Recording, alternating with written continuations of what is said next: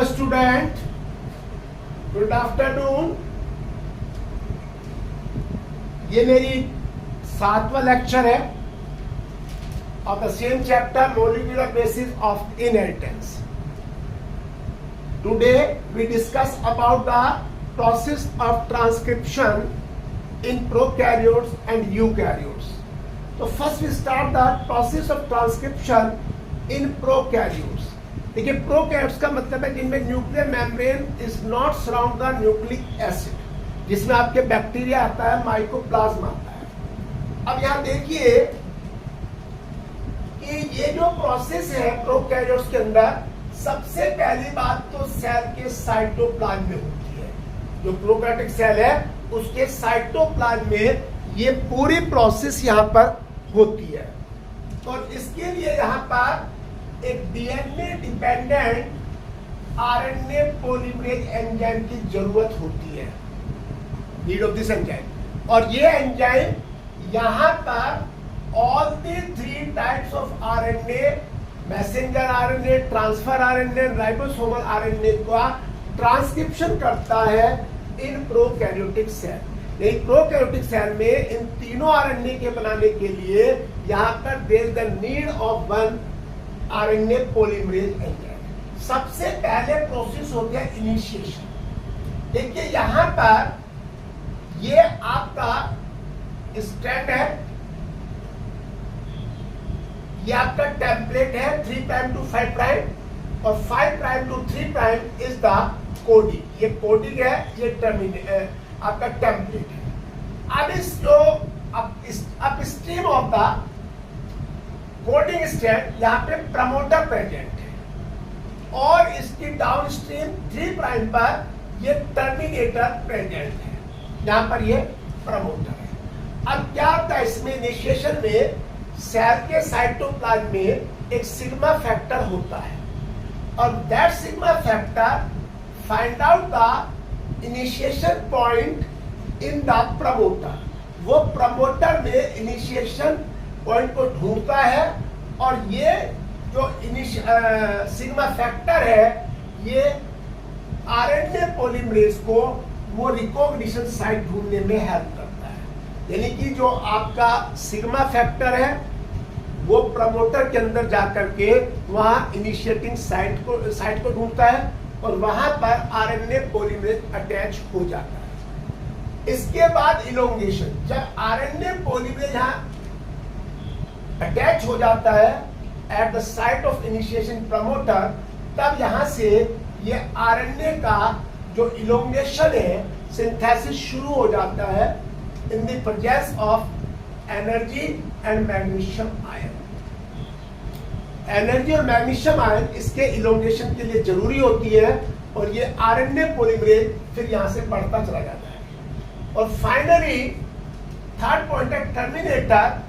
ये RNA polymerase यहाँ terminator पर आ जाता है और टर्मिनेटर पर एक रो फैक्टर होता है। वो रो फैक्टर यहाँ पर अटैच हो जाता है इन the end of transcript structure, तो उसके एंड में हो जाता है। फिर यहाँ से RNA polymerase and the synthesized RNA दोनों अलग हो जाते हैं। तो यहाँ पे रो फैक्टर टर्मिनेटर पर अटैच हो जाता है और ये आरएनए पॉलीमरेज एंड आरएनए दोनों अलग हो जाते हैं। और ये जो आरएनए है जब यहाँ बन जाता है प्रोकैरियोट्स में, इसको प्रोसेसिंग की जरूरत नहीं है, क्योंकि इन केस ऑफ बैक्टीरिया और इन केस ऑफ प्रोकैरियोट्स यहाँ पर जो होता है ये पॉलीसिस्टोनिक होता है। एक पॉलीसिस्टोनिक का मतलब है one sequence of the RNA synthesise the many proteins, तो उसकी प्रोसेसिंग की जरूरत नहीं होती है। और यह ट्रांसक्रिप्शन एंड ट्रांसलेशन दोनों एक ही कंपार्टमेंट में होते हैं। ये ध्यान रख लेना कि आरएनए का यहाँ पे प्रोसेसिंग नहीं होती, कोई मैच्योरेशन नहीं होता और ट्रांसक्रिप्शन और ट्रांसलेट दोनों एक ही कंपार्टमेंट में हो जाते हैं। तो यहाँ पर ये आपका ट्रांसक्रिप्शन। अब ट्रांसक्रिप्शन जो है इन यूकैरियोटिक प्रोसेस सेम है, लेकिन यहाँ पर तीनों आरएनए के बनाने के लिए राइबोसोमल आरएनए, इसका मैसेंजर आरएनए और heterogeneous nuclear RNA and transfer RNA, इन तीनों को सिंथेसाइज कराने के लिए राइबोसोमल आरएनए को सिंथेसाइज करने के लिए आरएनए पॉलीमरेज फर्स्ट चाहिए। क्या चाहिए? RNA polymerase first. Messenger RNA को बनाने के लिए आरएनए पॉलीमरेज सेकंड चाहिए और ट्रांसफर आरएनए को बनाने के लिए आरएनए पॉलीमरेज थर्ड चाहिए। तो यह डिफरेंस आ जाता है। यूकैरियोट्स में तीनों आरएनए के बनाने के लिए 3 डिफरेंट आरएनए पॉलीमरेज एंजाइम चाहिए, जबकि प्रोकैरियोट्स के अंदर 1 और single RNA polymerase is able और इज कैपेबल और is enough to synthesize all the 3 RNA, messenger RNA, transfer RNA, ribosomal RNA. अब यहां एक चीज देखिए आप, जब ये पूरी प्रोसेस होती है, किसके अंदर होती है? ये पूरी प्रोसेस जो है it is take place in the eukaryotic cell. तो यूकैरियोटिक सेल में जब आरएनए बनता है, जब आरएनए सिंथेसाइज होता है यहां पर, तो इस आरएनए पर यहां पर ऑल्टरनेट बैंड होती है, जिसको आप एक्सोन, इंट्रोन, एक्सोन और इंट्रोन कहते हैं। तो एक्सोन जो है ये आपके फंक्शनल होते हैं। एक्सोन क्या होते हैं? फंक्शनल होते हैं। और इंट्रॉन नॉन फंक्शन, यानी कि फंक्शनल जो है are interrupted by the non functional. तो यहां पर एक प्रोसेस होती है जिसे आप स्प्लाइसिंग कहते हैं। स्प्लाइसिंग का मतलब है कटिंग ऑफ द एक्सोन। तो यहां से ये सारे एक्सोन अलग हो जाते हैं और ये जुड़ जाते हैं और ये बनाते हैं यहां पर मैसेंजर आरएनए। जब तक जो सिंथेसाइज आरएनए मॉलिक्यूल्स है उसमें एक्सोन इंट्रोन प्रेजेंट है, then it is called heteronuclear RNA कहते हैं। तो जब ये कट जाते हैं मैसेंजर आरएनए बन जाता है। इसमें जो है कैपिंग और टेलिंग होती है, क्योंकि ये जो आरएनए सिंथेसाइज हुआ है it is synthesize on the template strand which has the polarity 3' to 5'। तो जो आपका ये मैसेंजर आरएनए बना ये 5' to 3' बना। अब यहां पर 5' पर यहां पर कैपिंग होती है।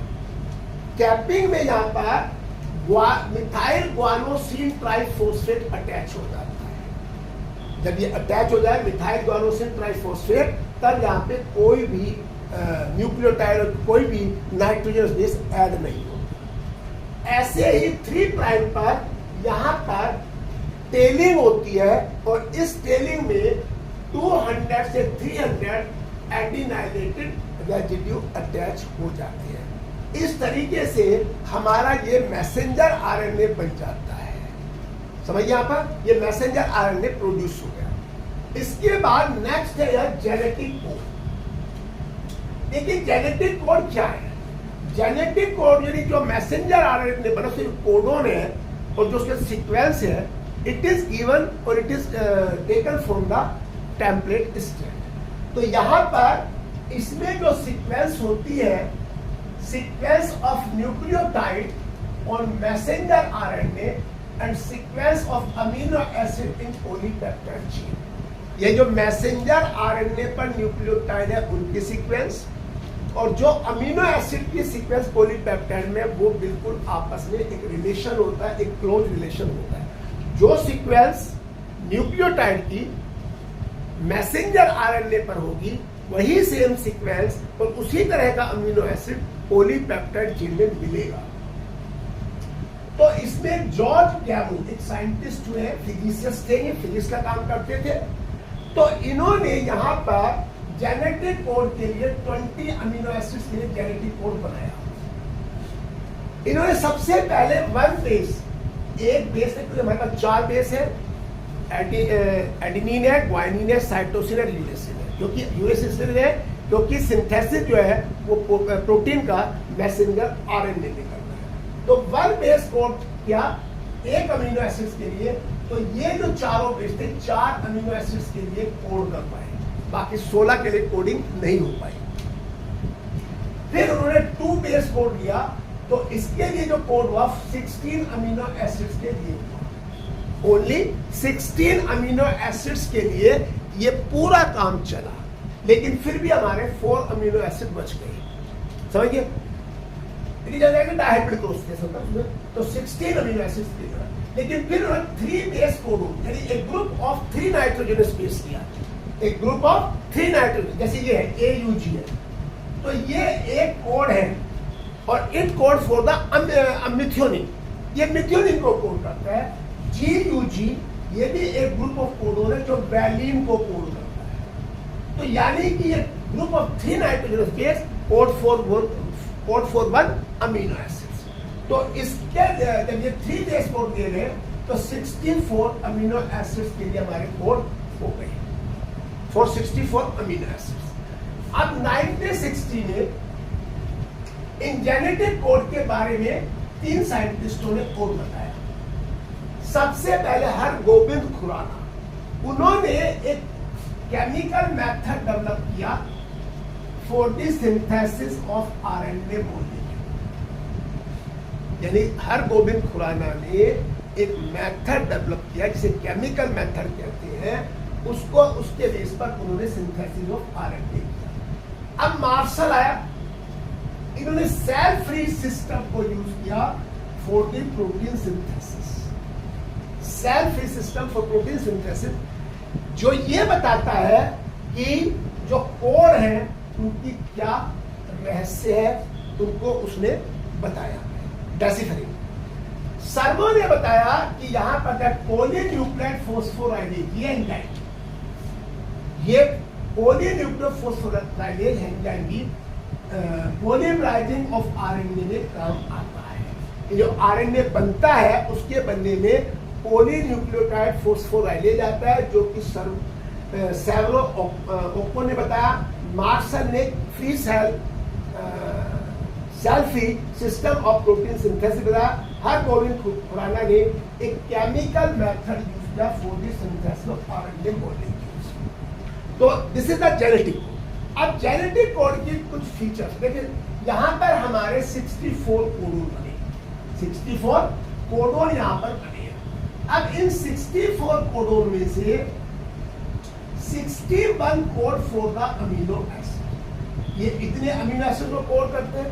जो 3 है इनको कहते हैं टर्मिनेटिंग कोडोन और नॉनसेंस कोडोन। देखिए ये terminating codon UAG, UGA, UA, ये तीनों जो है they attach in the end of the synthesized chain. उसके बाद कोई बेस पेयर वहां पे अटैच नहीं हो सकता। इनिशिएशन कोडोन होते हैं, ये आपका AUG और GUG। AUG code for methionine, ये मिथियोनिन को कोड करता है, और GUG code for valine.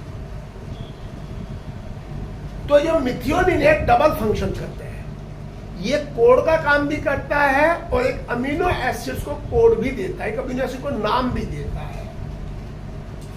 Universal codon, आप कोड जो है, ये जो कोडोन है, चाहे आप प्रोकैरियोटिक में ले, यूकैरियोटिक में ले, प्लांट्स में ले, एनिमल्स में, सब में सेम है, इसी में कोई अलग अलग नहीं है। कोमालेस, अगर आप कोड को लिख रहे हो, ये मान लिया आप कोड लिख रहे हो यहाँ पर, तो इनके बीच में यहां कोमा नहीं होगा, there is no comma, they are commaless. जैसे आपने कोडोन लिख दिया, ये तो इनका कोमा नहीं होगा, ये कंटिन्यूटी में चलती रहेंगी, कोई कोमा यहां पे नहीं होगा।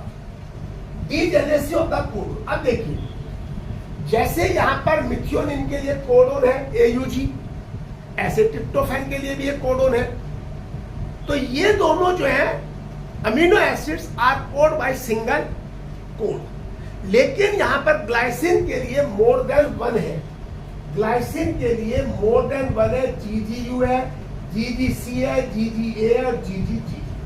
तो ये जो है they have many codon, if one amino acid is represented by many codon, it is called degeneracy of the genetic code.